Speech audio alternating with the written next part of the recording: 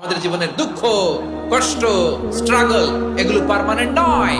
তাহলে মুমিনরা, বিশ্বাসীরা, আমরা কি পরীক্ষা, বিপদ আপদে ভয় পাই? হ্যাঁ, বিপদ দেখলে ভয় লাগে? আপনাদের ভয় লাগে?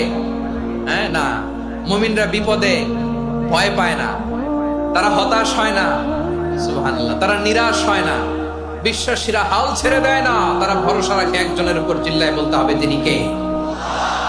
কারণ মুমিন জানে the grief isn't permanent, the test isn't permanent, the struggle in our life isn't permanent. আমাদের জীবনের দুঃখ, কষ্ট, স্ট্রাগল এগুলো পার্মানেন্ট নয়।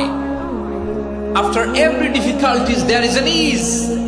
সব কষ্টের পরেই একটা সুখ আছে না নাই? রব্বুল আলামিন বলেন ফাইন্না মাআল উসরি ইউসরা, ইন্না মাআল উসরি ইউসরা। ভয় পেও না, চিন্তা করো না, কষ্টের সাথেই আমি রেখে দিয়েছি স্বস্তি। সুবহানাল্লাহ বলেন। মুমিন জীবনে বিপদ যত বেশি, কষ্ট যত বেশি, তার সামনে সফলতা তার চেয়েও বেশি, ঠিক কিনা বলেন? কারণ বিশ্বাসীরা জানে রাত্রি যত গভীর হয়, সুবহে সাদিকের সময় তত আগাতে থাকে। গর্ভবতী নারীর পেটের ব্যথা যত বাড়তে থাকে, ঘরে নতুন মেহমান আগমনের সময় ঘনাতে থাকে।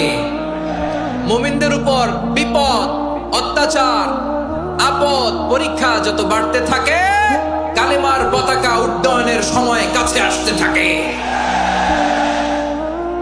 বিশ্বাসীদের এগুলো হিসাব মিলানো অনেক আগে, এগুলো অনেক আগে হিসাব মিলানো।